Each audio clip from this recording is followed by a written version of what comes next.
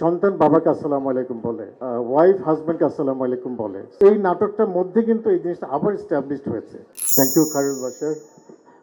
আমি ফার্স্টে থ্যাঙ্কস দেব মোস্তফা কামাল রাজ ভাইকে, যিনি আমাদেরকে এরকম একটা সিচুয়েশনে নিয়ে এসছেন। আমরা মোরলেস অনেকে পরিচিত ছিলাম কিংবা ছিলাম না, কিন্তু এটা আমাদেরই গল্প। এই টিভি সিরিয়াল, ইউটিউব সিরিয়ালটার কারণে আমরা সবাই অনেক অনেক পরিচিত। তো থ্যাংক ইউ। আপনার এটা আমাদের এই গল্পের পজিটিভ 2-3টা জিনিস আমি একটু শেয়ার করবো। একটা হচ্ছে, আমরা নিশ্চয়ই খেয়াল করেছি যে এই গল্পটার মধ্যে সন্তান বাবাকে আসসালামু আলাইকুম বলে, ওয়াইফ হাজব্যান্ডকে আসসালামু আলাইকুম বলে, সালাম দেয়। এটা কিন্তু আমাদের সোসাইটিতে, আমাদের ফ্যামিলিতে অনেক আগে ছিল, যেটা হারিয়ে গিয়েছিল, রাইট? এই নাটকটার মধ্যে কিন্তু এই জিনিসটা আবার এস্টাবলিশড হয়েছে।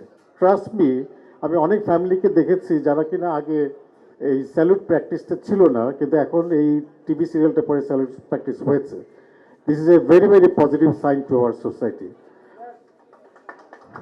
এটা এটা একদম বাস্তব সত্যি কথা। আর আরেকটা কথা হচ্ছে, আমরা অনেকেই আমাদের প্যারেন্টসদেরকে জীবিত থাকা অবস্থায় ভ্যালু করি না।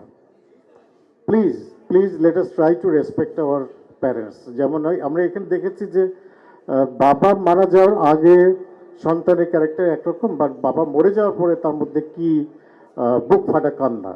সো আমরা সবাই যেন আমাদের প্যারেন্টসরা, আমাদের বাবা মারা জীবিত থাকা অবস্থায় যেন তাদেরকে ভ্যালু করি।